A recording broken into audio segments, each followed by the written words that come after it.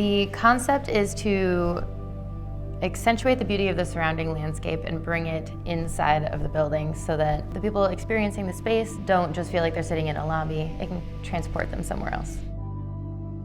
Mission Trails Regional Park is a gem to San Diegans. The park is 8,000 acres of trails and climbs and an incredible visitor center.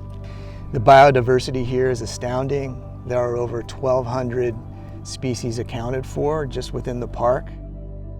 We took Mike Reddy's images and vectorized them and took them down to 8 colors. Each one of these colors is a different level in the CNC milling process. We also milled through some layers of chem metal. The chem metal represents areas of the landscape where the light has the highest reflectivities. Pieces are very complex and they're made of a bunch of tiny, tiny little fragments that make up a larger picture. So part of file prep was creating these paint by number maps because all of these pieces were hand painted. These maps let our artisans know exactly where to put what color.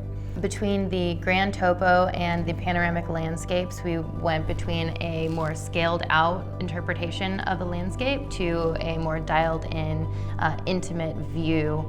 The grand topo piece is a 2-story topographic map of Cowles Mountain, which is the highest peak in San Diego.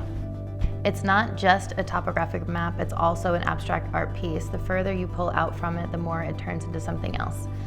The opposite is true with our panoramic landscapes. The closer you get to the panoramic landscape, the more you just see all the individual components that make it up. But as soon as you pull back and pull far away from it, that's when the picture comes into focus.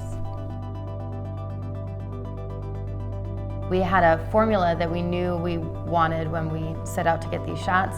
Highlights in one corner, a gradation of shadows in the landscape, also some kind of foreground element like boulders or native plants or flowers, and Climbers Loop Trail gave me ample opportunity to find those elements.